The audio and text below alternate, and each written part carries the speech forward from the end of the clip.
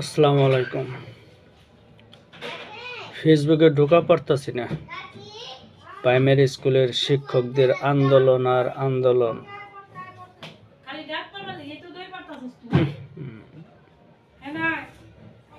এই শিক্ষকরা যদি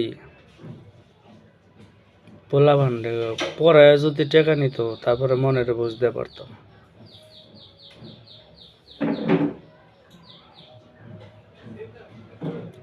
আমার জানা মতে যারা রাস্তায় নামছে এই মুহূর্তে, বার্ষিক পরীক্ষার আগ মুহূর্ত, এটির সাথে সাথে বহিষ্কার করে দেওয়া, নতুন করে নিয়োগ দেওয়া দরকার। এখন বাংলাদেশে বহুত শিক্ষিত, এটি তো ঘুষ দিয়ে ঢুকছে, এটির একটা শিক্ষকতার যোগ্যতা নাই, সব ঘুষ দিয়ে ঢুকছে। সবটিরে বহিষ্কার করে নতুন করে বেকার যেটি আছে শিক্ষিত, এটির নিয়োগ দেওয়া হোক।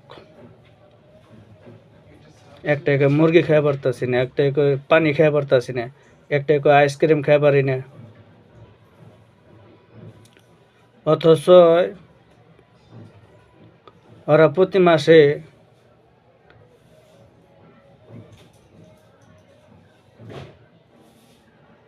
৳500 পড়ান পড়ায় না, স্কুলে যায় আহে, বাস।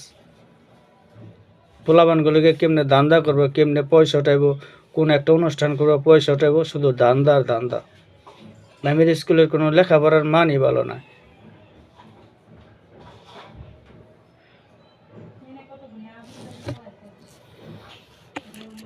দুঃখের বিষয়, 17 বছর আন্দোলন করতে পারে না, ওখানে আন্দোলন করবার আইছে। সবটির বহিষ্কার করে দেওয়া উচিত।